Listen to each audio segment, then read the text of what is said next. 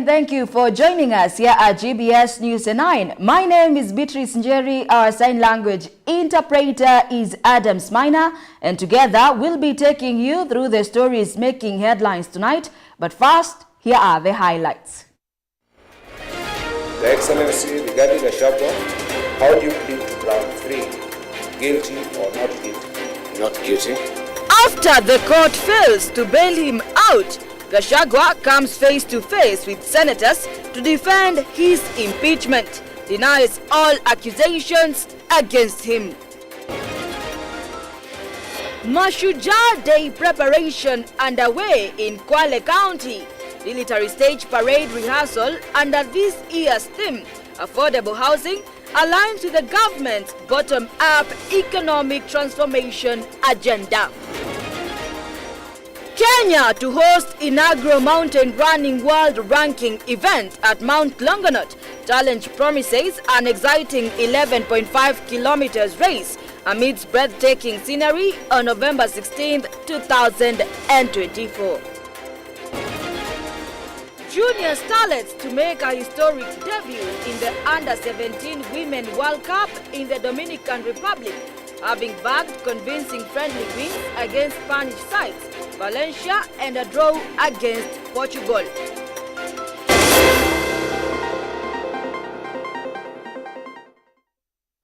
And now the Deputy President Rigathi Gachagua today was a visitor of the Senate. The Deputy President, who is accused of 11 charges that have attracted his impeachment, has denied all the accusations filed against him.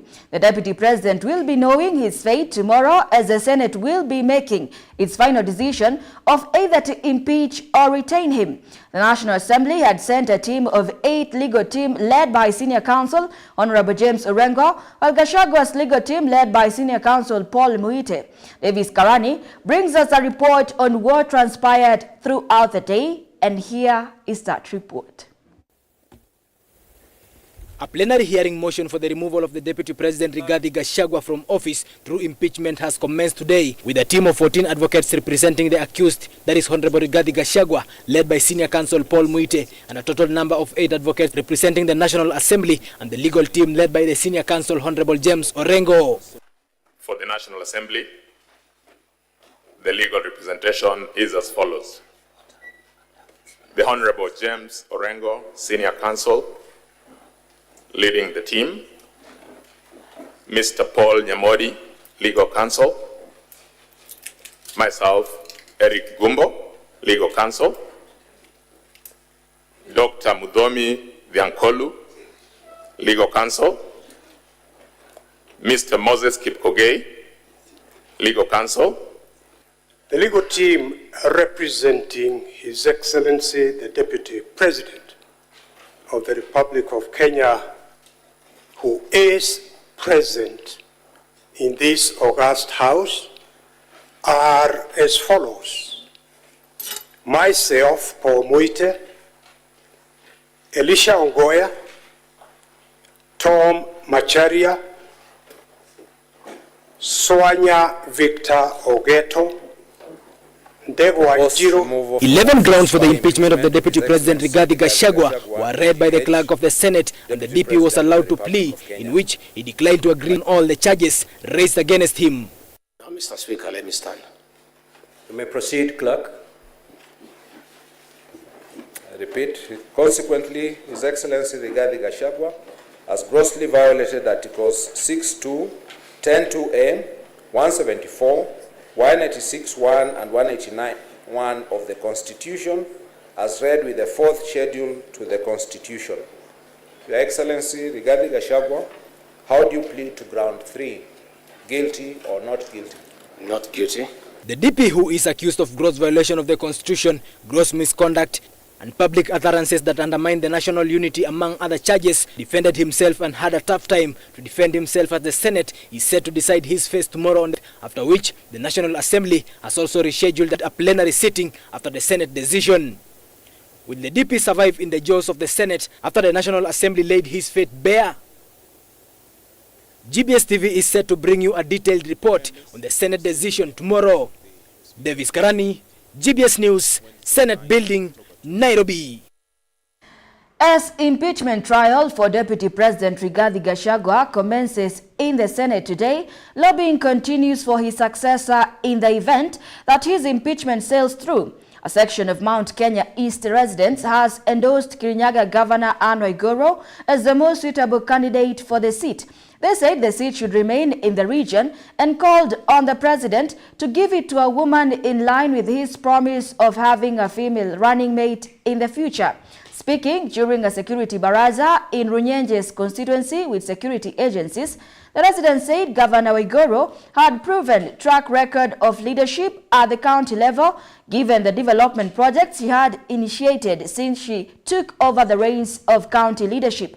Agnes Wambogo said she can as well replicate the feat at the national level if given a chance, which will also be a win for the women folks.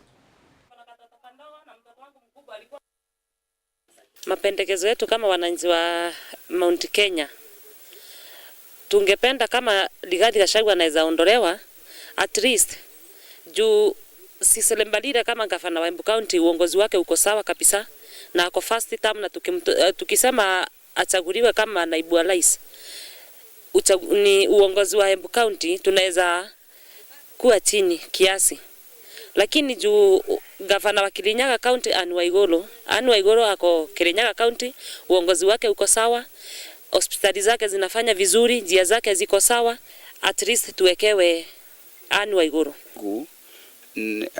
Kuna hii kiti ya deputy president wetu Rigathi Gachagua, anaenda Senate inaenda kukaa chini, inaweza mutoa kwa kiti.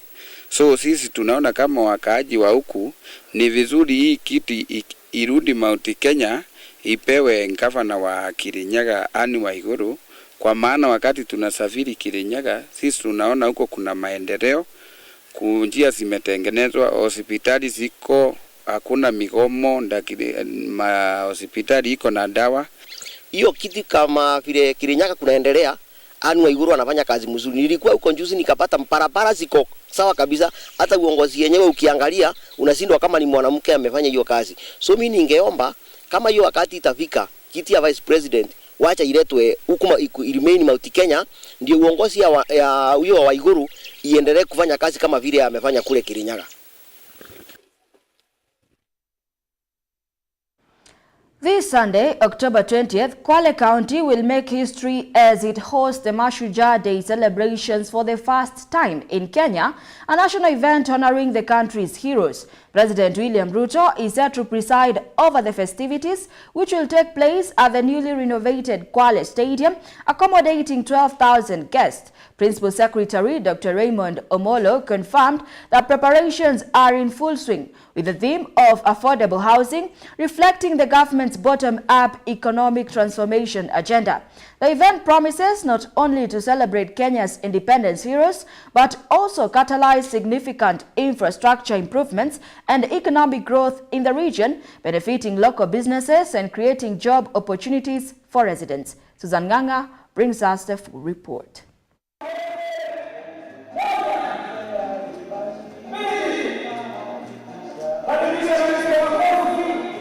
This Sunday, October 20th, all eyes will be on Kwale County as it hosts this year's Mashujaa Day celebrations for the first time in Kenya's history.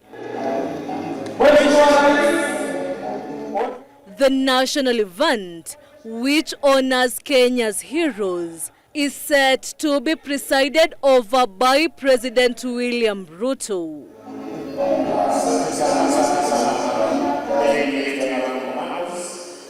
Interior Principal Secretary Dr. Raymond Omolo confirmed that preparations are well underway, with the theme of this year's celebration being affordable housing, aligning with the government's bottom-up economic transformation agenda, also known as BETTER. Kwale is ready to host the celebrations, and the team has worked really hard to ensure that this becomes a reality. When we began, the stadium was just beginning to be constructed, And today, if you look around, it is completely finished and it is ready. This week, as part of the run-up to the celebrations on Sunday, the theme for the celebrations, which is on affordable housing, we've been having deliberations with regards to what the national government is doing on affordable housing at Diani in Ukunda.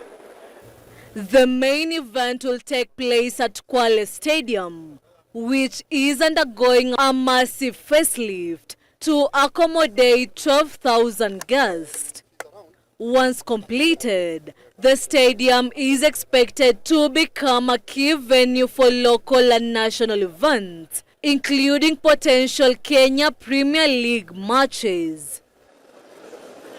PS Omolo says contractors have been working around the clock to complete the facility, which is just one of the many infrastructure upgrades happening across Kwale ahead of the event.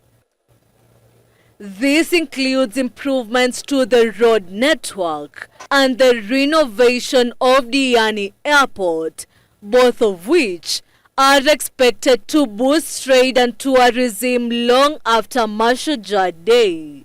At Diani Airport, we are undertaking the expansion of the apron. This is to facilitate the additional parking. From the current parking that we have, where we are parking 3 aircrafts, we'll be able to facilitate parking of additional 4 aircrafts at a go, thereby increasing the space that is available for the number of aircraft that are coming at Diani Airport. The celebrations will feature parades, speeches, and cultural showcases honoring Kenya's independence heroes. President Ruto will also host a luncheon at the County Commissioner's residence, which has been transformed into a mini state lounge for the occasion.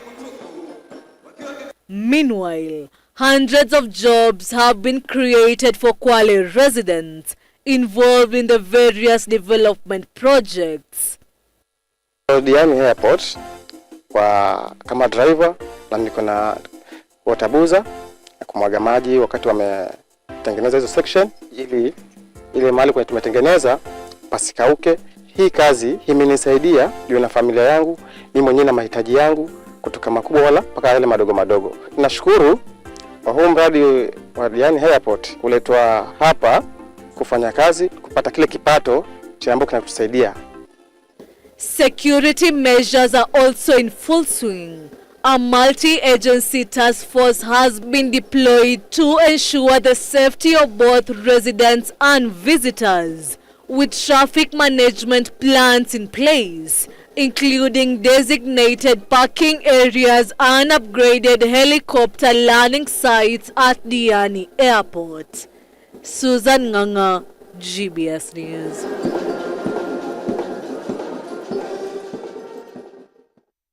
Human rights activists in Narok County have today decided to call off planned demonstrations this week in response to rising insecurity following the rearrest of 5 murder suspects by local police. The protests were initially set in motion after the suspects were released from custody last week, prompting concerns from community leaders. Here is more on this same. In Narok County today, a tense situation regarding rising insecurity has taken a significant turn. Human rights activists have decided to call off planned demonstrations following the rearrest of 5 murder suspects by local police. This decision comes after assurances from law enforcement that they have gathered sufficient evidence for prosecution. Tulipata hii file ya mwenda zake Hillary na ni ambao tulikuwa tumeanza kushughulikia, tulikuwa tumepatia na polisi hii file. Tulikuwa bado tunaendelea na uchunguzi na zile vipengele ama zile gaps zilikuwa tumejaribu kuziba na tumeweza kusema tumefika ile kiwango vile account commander amesema ile inatukubalisha kupeleka hiyo kesi kotini. Professor Mei Tamei Olodapash a key figure in the movement and a bereaved parent, expressed relief after police assured him that sufficient evidence had been gathered to move forward with prosecution. Now, tuko na furaha, wale suspects wameweza kushikwa, na kama vile mmesikia county commandant na office ya DPP ODPP wamesema kwamba wamepata more evidence, na kwa hivyo wako tayari sasa kushtaki wale suspect na charge ya murder. Hiyo tu ndio kitu sisi tulikuwa tunataka tu tupate justice kwa mtu ambaye aliuliwa bila. The 5 suspects had been held for 14 days under court order, but their release led to public outcry. Narok County Police Commander Rico Ngare, alongside Getonga Muranga from Police of Director of Public Prosecutions, confirmed that new evidence has emerged, allowing for their rearrest. Ngare emphasized ongoing efforts to enhance security and urge residents to report any suspicious activities. Suspect washukiwa wamerudishwa tena police station. Sasa wako tayari kurudishwa kotini na kujibu mashtaka ya mauaji ya kijana. Youth Council leader Busta Kisio also called for a stop in incendiary social media posts, urging the community to support law enforcement in their investigations. Tunashukuru Security Committee ya Narok County wote juu yale malalamishi ambayo tumekuwa kwa social media, tumekuwa tukifanya mikutano ya vijana na wanaharakati na pamoja na community gatekeepers wa hapa. Yale yote ambayo tumekuwa tukinung'unika yamejibiwa. As the situation develops, community leaders remain vigilant in their pursuit of justice and safety for Narok County residents.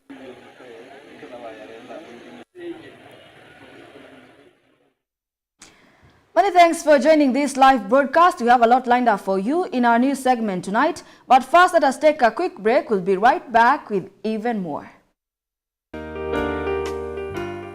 Hello everyone! Welcome to Fun! Alright class, friends, do you know what we're going to make today?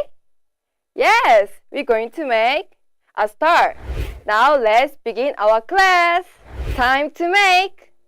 First, you're going to fold your paper into triangles.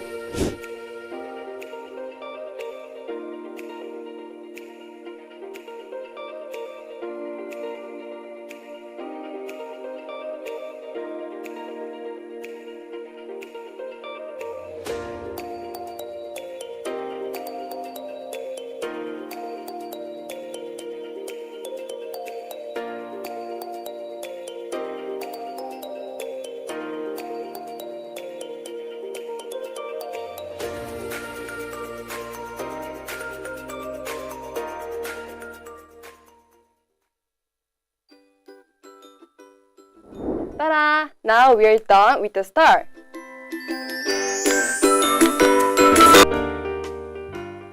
Hello, my name is Nyabio.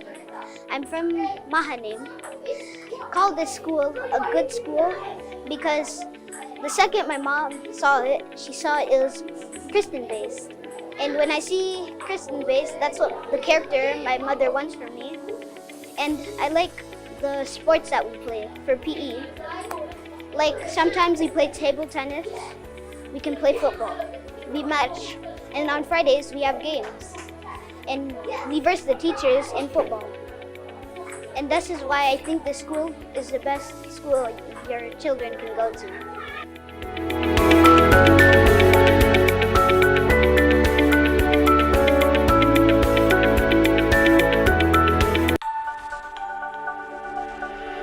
Everywhere, GBS. Welcome back. You are still watching GBS News 9. Kenya is set to make history by hosting its first ever mountain running world ranking event on November 16 this year at the stunning Mount Longonot in Naivasha. The Mount Longonot Challenge promises to be an exhilarating experience for the participants and spectators alike. Here are the details. In a landmark moment for Kenyan athletics, the country is set to host its inaugural mountain running world ranking event at the breathtaking Mount Longonot. Scheduled for November 16, 2024, the Mount Longonot Challenge is expected to attract runners from across the globe, showcasing Kenya's rich athletic talent against a backdrop of stunning natural beauty. This exciting event is a collaborative effort between Athletics Kenya and the Run Together Club, designed to promote mountain running as a competitive sport. Participants will tackle an exhilarating 11.5-kilometer trail that winds around the picturesque crater of Mount Longonot, offering not just a physical challenge, but a chance to experience one of Kenya's most iconic landscapes.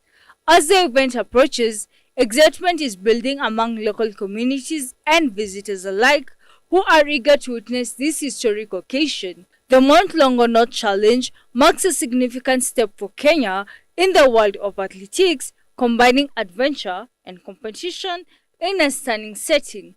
Irene Juguna, GBS News. President William Ruto has called on local banks to lower their interest rates to stimulate economic growth and support micro, small and medium-sized enterprises.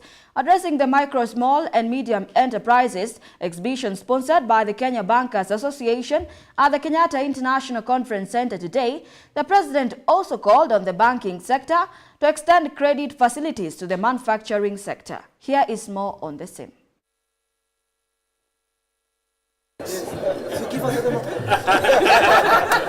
Speaking at the MSME exhibition, President William Ruto has emphasized the need for banks to align their lending rates with the recent Central Bank of Kenya rate cut of 12%, highlighting the importance of affordable credit.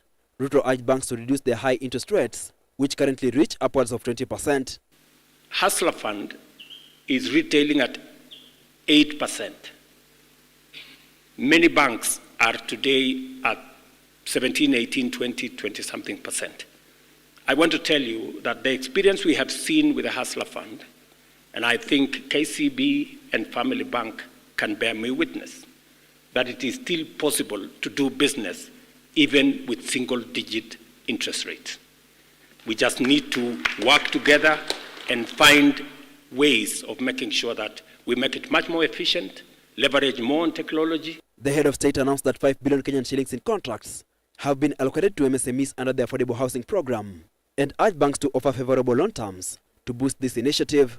He further pointed out that Kenya's MSME sector employs 80 to 90% of the population and contributes significantly to the GDP, hence the need for banks to support the sector. Affordable housing, as Musalia has said.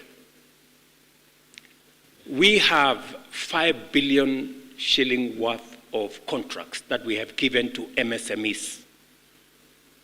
These are Juakali artisans. I want to encourage the banks to look at these MSMEs in the housing ecosystem and see how you can support them.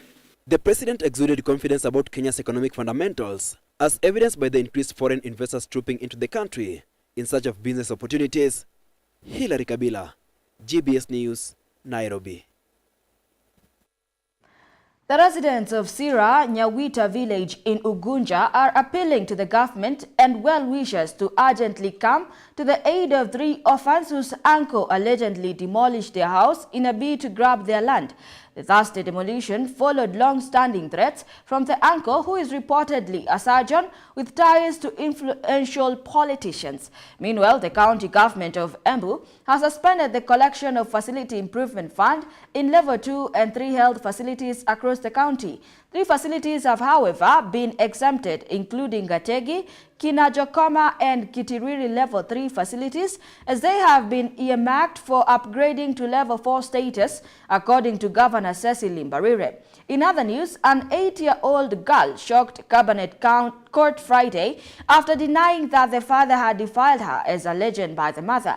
The minor, who appeared before Senior Resident Magistrate Edwin Mulochi in a case where the father was accused of defiling her on diverse dates between January and September of this year at their home in Barwesa, Baringo North, told the court that no such incident ever happened. Paris Kiko with more from the counties.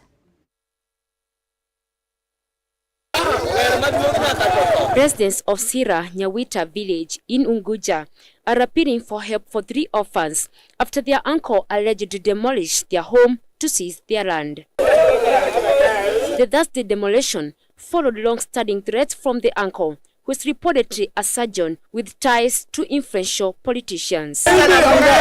Villagers, including family members, expressed their concern, revealing that one of the orphans is currently in jail after being charged with trespassing on the disputed land. They are urging the government and well-wishers to intervene, narrating the ordeal that he and his siblings have been going through. One of the orphans, Nicholas Okoth Otieno, said his uncle has sent a message to one of their aunts that they should move out of the house they are living in. Ironically, he says it is their uncle who moved them to the home of their younger uncle following the death of their parents and even supported them over the years. Swali ambayo nilikuwa nauliza, natoa hizi vitu napeleka wapi? Because wakati ambaye alitutoa huko kwa boma kubwa akatuleta hapa, yeye ndio alijua kwa maana anatuleta hapa.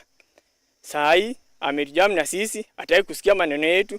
His grandfather, Zadok Obwaka, described the saga as unfortunate, adding that the medic appeared hell-bent on denying the orphans their rightful land inheritance. Ni juzi jana ndio nilipitia pakuja kuona hii nyumba.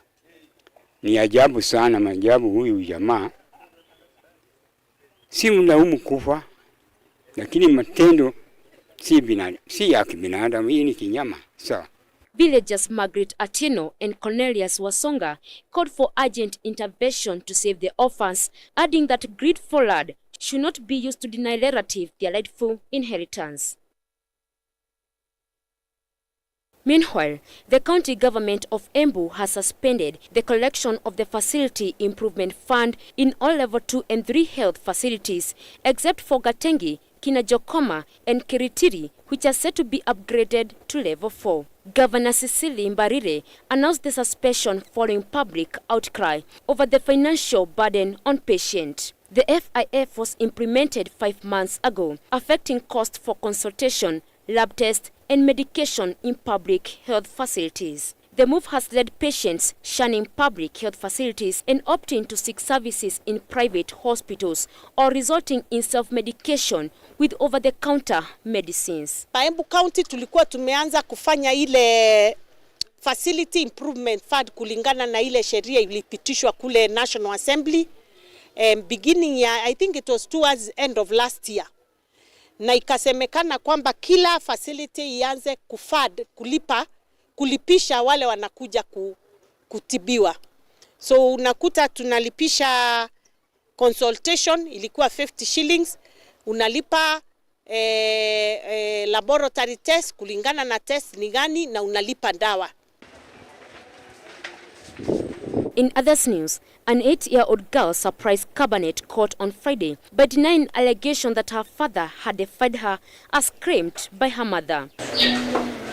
Appearing before senior resident magistrate Edwin Mulochi, the girl stated that no such incident occurred between January and September at their homes in Bawesa, Baringo North. She explained that she once complained of a stomach ache after eating uncooked githeri and was taken to the hospital, but her story was later altered by her mother, Patricia Kibowen.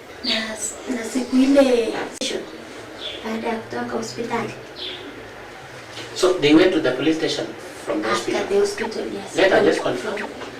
Wakati mlitoka hospitali, si umepewa dawa kwa hospitali? Amepewa dawa.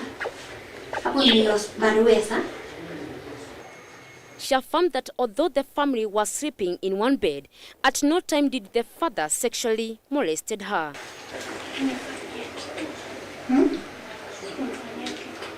Ongea kwa sauti nisikie tafadhali.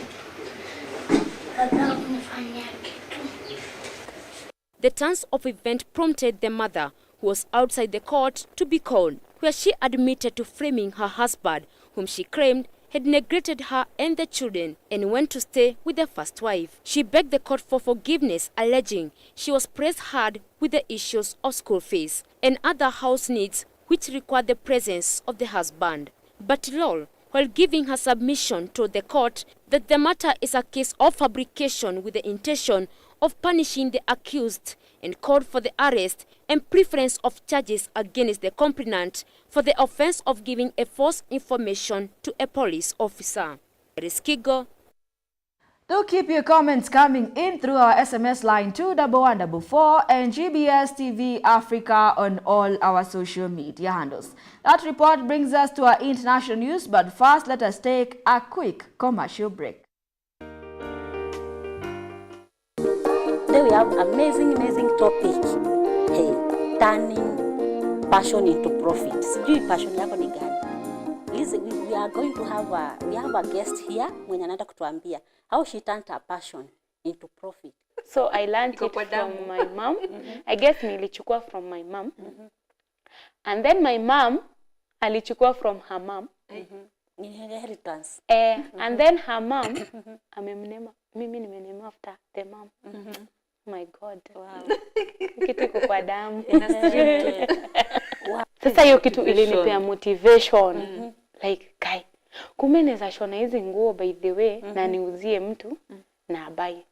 Ni make something out of it. Hiyo ndo motivation by the way. Kwa Christmas ndo ilikuwa motivation. Mnasemanga that family don't support each other. Me my family. Nasema my family imekuwa my greatest supporter. Wow. And then my friends. Because if it's an urgent order, hata mimi ukiangalia tu my WhatsApp, the first caption na kukujianga, we don't accept urgent orders. Oh my God. I need my time. Inaweza teneza earring, key holders, neck, chokers, key holders, what else? Mats, bottles,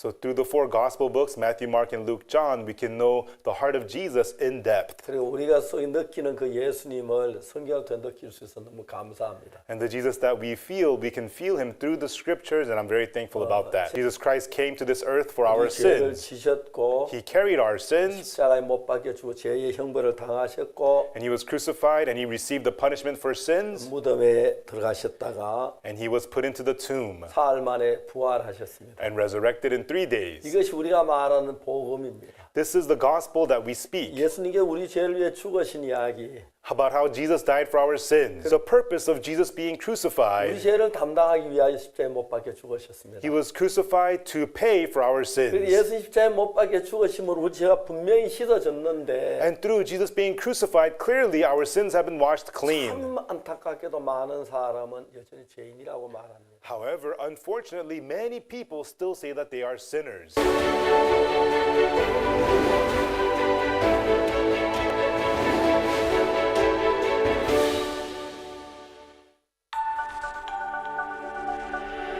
Everywhere, GBS.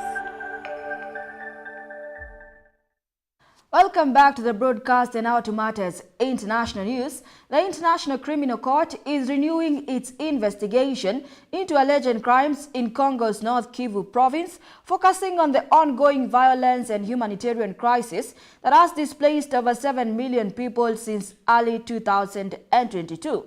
This move comes amid a surge of violence linked to armed groups vying for control over the region's rich resources. Here are the details. The International Criminal Court has announced a renewal of its investigation in the Democratic Republic of Congo, zeroing in on the escalating violence in North Kivu province. Since early 2022, this conflict-ridden region has witnessed severe human rights violations as more than 120 armed groups fight for control over valuable resources, leaving a devastating humanitarian crisis in their wake. With over 7 million people displaced, many remain beyond the reach of crucial humanitarian aid. The most active rebel group, M23, has gained notoriety for its violent actions, including a tragic incident in August when clashes resulted in the deaths of 16 villagers. Prosecutor Karim Khan emphasized that this investigation will consider the interconnected nature of the violence in North Kivu, highlighting that patterns that have plagued the region since mid-2002. He stated that the probe will not be limited to specific parties, but will seek to hold all actors accountable for crimes falling within the court's jurisdiction. This renewed investigation follows a history of ICC actions in Congo, where 3 rebels have already been convicted for crimes committed in the Eastern Ituri region. Notably, Warlord Bosco Ntaganda, known as the Terminator, was sentenced to 30 years for grave offenses including murder and sexual slavery. As the situation in North Kivu continues to deteriorate, the ICC's renewed focus signals an urgent call for accountability amidst one of the world's largest humanitarian crises. The international community watches closely as the court seeks to address the ongoing violence and its impact on millions of innocent lives. Irene Juguna, GBS News. Saudi Crown Prince Mohammed bin Salman attended talks in Cairo on Tuesday with Egyptian President Abdel Fattah al-Sisi, where they agreed to boost trade and investment cooperation and urge for ceasefires in Gaza and Lebanon. Here is more on the same. Saudi Arabia's Crown Prince Mohammed bin Salman and Egypt President Abdel Fattah al-Sisi agreed to deepen trade and investment cooperation and called for a ceasefire in Gaza and Lebanon in talks in Cairo. According to the Egyptian presidency, the two leaders signed a deal to stimulate and protect mutual investment between the two countries. It comes amid speculation about possible Saudi investment in Egypt. In September, Egypt Prime Minister said that Saudi Arabia was seeking to invest $5 billion in Egypt, separately from the money it has deposited in the Central Egyptian Bank. Potential areas of investment include 2 sites of tourism developments, both of which are located opposite Saudi Arabia. The move would be welcomed by Egypt, which has been aiming to secure investment as it grapples with a long-standing economic crisis that has resulted in unprecedented inflation. On Tuesday, the two leaders also spoke about the fighting in Gaza and Lebanon and called for steps to be taken to secure ceasefires in both countries. Paris Kigo, GBS News. Devastating floods in Nigeria's Kogi state have left over 2 million people homeless, submerging more than 200 communities and disturbing countless lives. Triggered by the overflowing Niger and Benue rivers, this escalating crisis has raised alarm bells as local authorities fear it could surpass the deadly flooding of 2022, which resulted in over 500 fatalities. Here is the full report. Kogi State is facing an unprecedented crisis as relentless rains unleash catastrophic floods across the region. More than 2 million residents have been forced to flee their homes, with 9 local government areas including Lokoja, Ibaji and Adavi severely affected. Over 200 communities are now submerged and approximately 60,000 hectares of land lie devastated. In response to the emergency, authorities have set up 68 displacement camps to provide shelter for those affected. However, these facilities are overwhelmed by the sheer number of people seeking refuge, and conditions are rapidly deteriorating, raising serious concerns about health and safety. Rescue efforts are ongoing, but as the rainy season persists, fears mount that this year's flooding could surpass the devastating toll of 22, which saw over 500 lives lost. In light of this escalating crisis, the state government is urgently appealing for federal and international assistance. As Kogi deals with this humanitarian emergency, the resilience of its people shines through, reminding us of the strength found in unity and compassion. Irene Juguna, GBS News. On Tuesday, North Korea detonated sections of inter-Korean roads and railways on its side of the heavily fortified border with South Korea, prompting South Korea's military to fire warning shots. This follows North Korea's announcement last week that it would cut off these transport links and strengthen border defenses as part of its shift toward a two-state system, abandoning its previous aim of unification. Here are the details. Footage shared by the South Korean military showed a plume of smoke rising over the damaged road, with North Korean trucks and earth movers along with military personnel seen clearing the area. In response to the demolitions, South Korean military fired warning shots south of the border, though no damage was reported on its side. Last week, the North Korean published blurry images of drones in its airspace, accusing South Korea of flying a drone that scattered leaflets and criticizing the North Korean regime. Kim Yo-jong, the sister of the leader Kim Jong-un, warned on Tuesday that South Korea will pay a dear price for these actions. Additionally, the two Koreans had been in conflict over balloon launches since May, with North Korea claiming its trash balloons are a response to those sent by anti-regime activists from the south. The balloons were filled with garbage and waste materials. The South Korean government has neither confirmed nor denied the involvement of its military or civilians in the drone flights. The destruction of transportation systems connecting the two countries with similar culture and language is a symbolic gesture to denounce any peace and reconciliation. This is Abdihamid Ali from GBS TV. Chants and slogans express frustration and anger against Rwanda accused of supporting the M23 rebels. Hundreds of demonstrators from Butembo in eastern DRC took to the streets on Tuesday to show their support for the Congolese armed forces and above all to oppose any negotiations with the rebels. Here is that report. Hundreds of demonstrators from Butembo in eastern DRC took to the streets on Tuesday to show their support for the Congolese armed forces.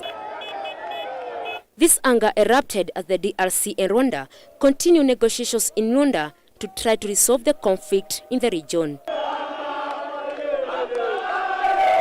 The demonstrators also denounced massacres carried out by the terrorist group ADF in North Kivu, massacres that have been ongoing since October 2014.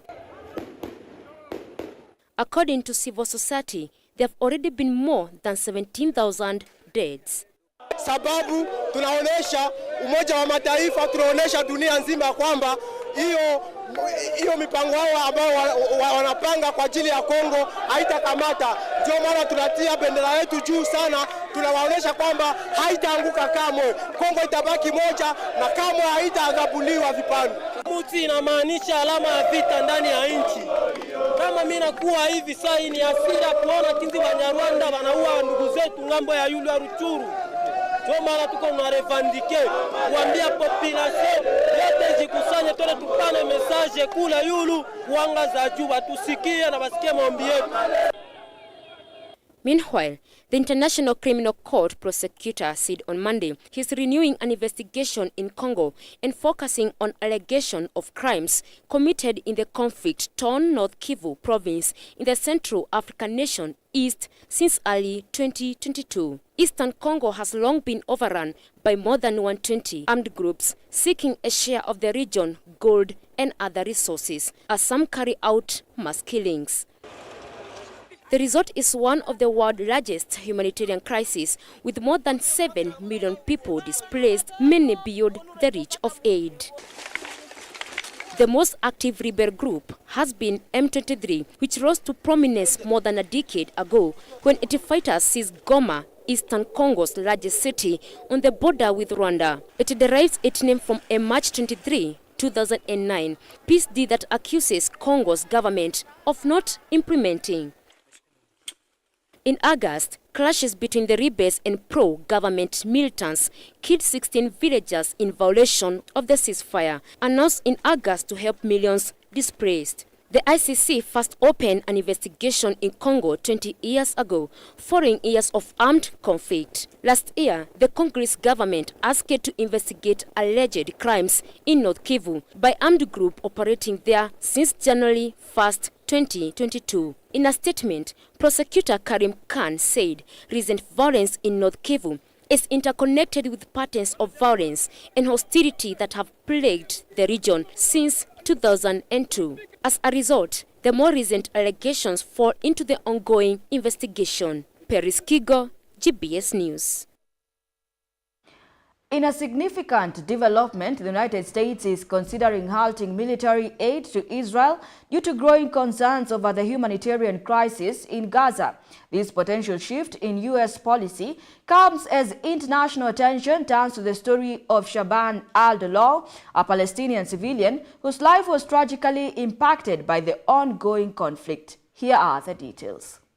This is Shaban al-Dalal. He is a 19-year-old Palestinian software engineering student who is trapped in Gaza during the current war between Israel and Hamas. He posted this video telling the international community about the dire situation in Gaza.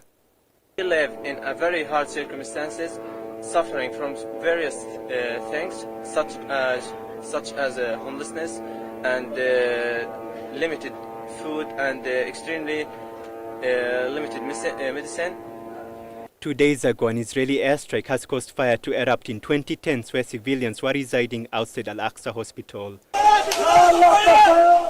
A haunting image of a man engulfed in flames with an IV dropped attached on his hand has gone viral. It was later confirmed that Shaban was the man burning alive. 4 people were killed in the fire, including Shaban and his mother, while 40 people are dealing with 60 to 80% burns on their bodies. After the attack on the hospital compound, reports emerged that the U.S. has issued its most direct warning yet to Israel, stating it must take steps to improve the humanitarian aid in Gaza within next month or face possible restrictions on U.S. military aid. Past few months is that the level of humanitarian assistance has not been sustained. In fact, it has fallen by over 50% from where it was at its peak. So the Secretary, along with Secretary Austin, thought it was appropriate to make clear to the government of Israel that there are changes that they need to make again to see that the level of assistance making it into Gaza comes back up from the very, very low levels that it is at today. Tragically, today is Shaban's 20th birthday. He is one of the 42,409 people killed in Gaza. This is Abdi Hamid Ali reporting from GBS TV. Do keep your comments coming in through our SMS line 21144 and GBS TV Africa on all our social media handles. And now for sports lovers, it is time for your most anticipated part of the news, the sports news. Let's get sporty.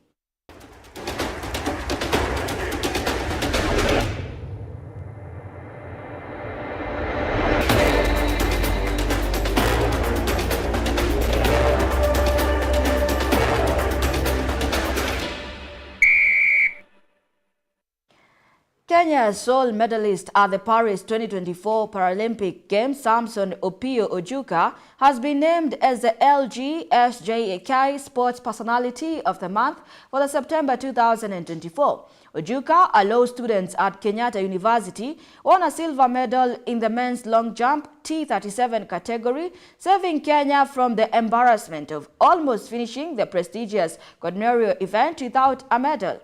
His silver-winning jump of 6.20 meters achieved on September 3rd at the Stade de France set a new African record. Ojuka's achievement marked a historic milestone as he became the first Kenyan to win a medal in the long jump at both the Paralympic and Olympic levels. Additionally, he became the first Kenyan to medal in the Paralympic field events since Mary Nakhumiche's silver in the javelin at 2018 Beijing Games. At the Games, he finished second behind Argentina's Brian Rionel, who jumped 6.42 meters and edged out Brazilian Cardoso on a counterback, both recording identical jumps of 6.2 meters. Ojuka's jump shattered the previous African record of 6.05 meters set by South Africa's Andrea Tel Ave in 2015.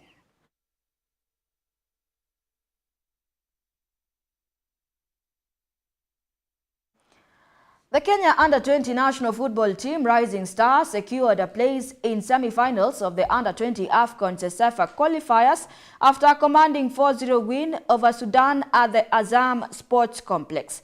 With this victory, Kenya now advances to the semi-finals where they will face Burundi on Friday, October 18th at the Azam Sports Complex. The team will be looking to maintain their momentum as they push for a spot in the final and a chance to qualify for the Under-20 AFCON. Kenya has had a good run in the group stage, winning 3 matches and drawing another as they remain undefeated in the tournament. Forward Adrian Kibet was the standout performer, opening his tournament goal-scoring tally in spectacular fashion with a hat-trick. Kibet wasted no time putting Kenya ahead, scoring the first goal in the 3rd minute. He added a second just before halftime in the 41st minute, giving Kenya a comfortable lead going into the break. He sealed his incredible performance with a stoppage time goal in the 91st minute to complete his hat-trick and secure the win.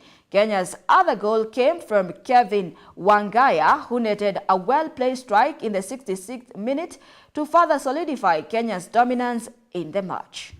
Katika ndonga ya Adrian Kibeti ikawaweka mbele vijana wa Kenya katika dakika hizi tu za mwanzoni kabisa kabla vijana Sudani hawaja. Wangaya, Kevin, Baron Cheng, nafasi nyingine tena kule. William Mwangi, vipasi nafanya ndani kule. Dikabao, Kibeti, Adrian Baron Cheng nafasi ikiwa kule. Baron Cheng, nafasi nyingine tena kule. William Mwangi, vipasi nafanya ndani kule. Adrian Kibeti, akiendelea kutanua uongozi. Tizama wakichomekea namna hii. Adrian Kibeti, Ochieng hiyo hapo alikwenda katoa pasi kwa Ochieng William Mwangi, ikakutana na mwamba huyo Mkwanga. Kisao Hassan anaikimbiza kule. Delphine Ezekia,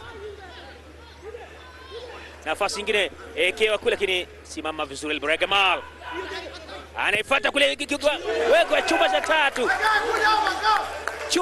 Kevin Wangaya siara hivi kwenda kupoteza mpira ule, ni Mozart Abdotia, lakini Wahid Shande akaacha mpira ule. Kevin Wangaya akaiweka pembeni kabisa Mohamed Ibrahim pamoja na machachari wake, lakini kule akasema Tyrone. Nafasi nyingine Adrian Kibeti,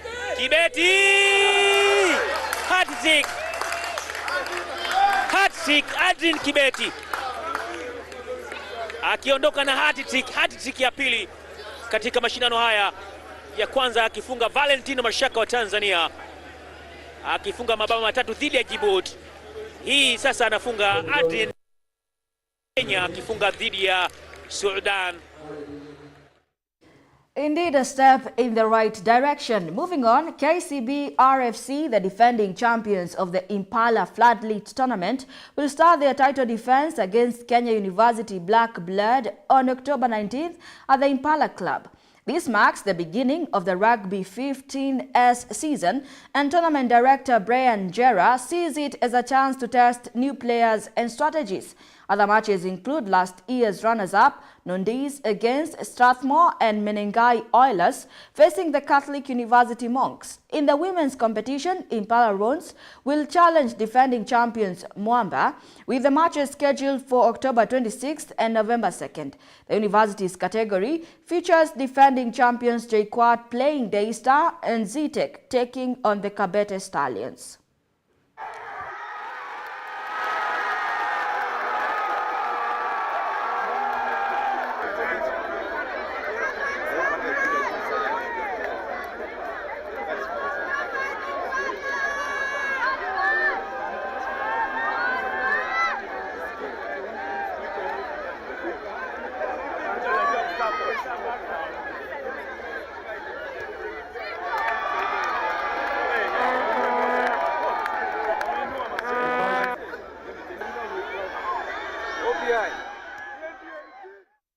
The Junior Starlets Kenya Under-17 women's national team are ready for their first ever FIFA Under-17 Women's World Cup match against England on October 18th.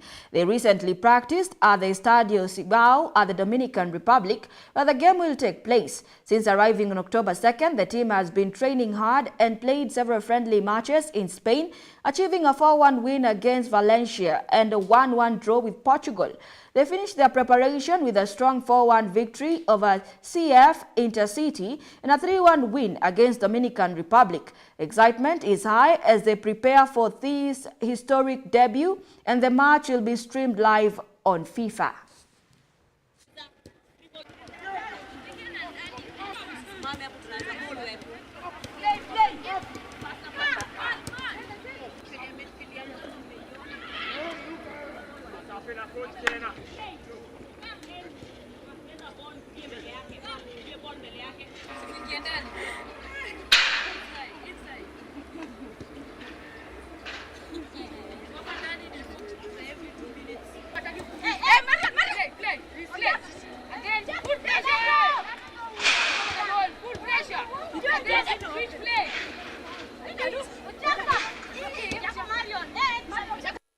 Ilikuwa poa cause ilitupea moral. Hizo teams ni teams zenye zimecheza na teams zenye most of them zimequalify kwa World Cup, so tulikuwa tunaji-rate si wenyewe tuko wapi, tujue na hizo friendly somehow zilitushow tunaweza make. Mimi na feel tu inafaa tujipush kama players.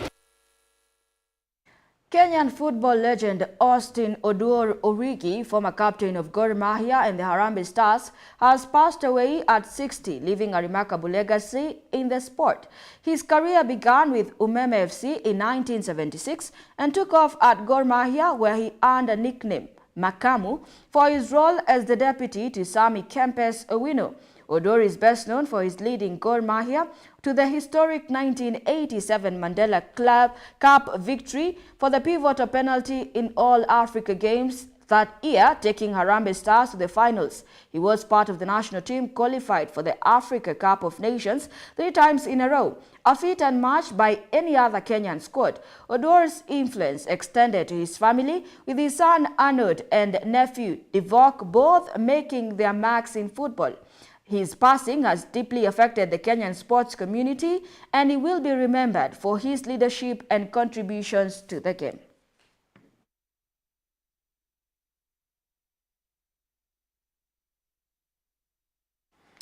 Indeed, a very sad story, and of course sending our heartfelt condolences to the Kenyan football community.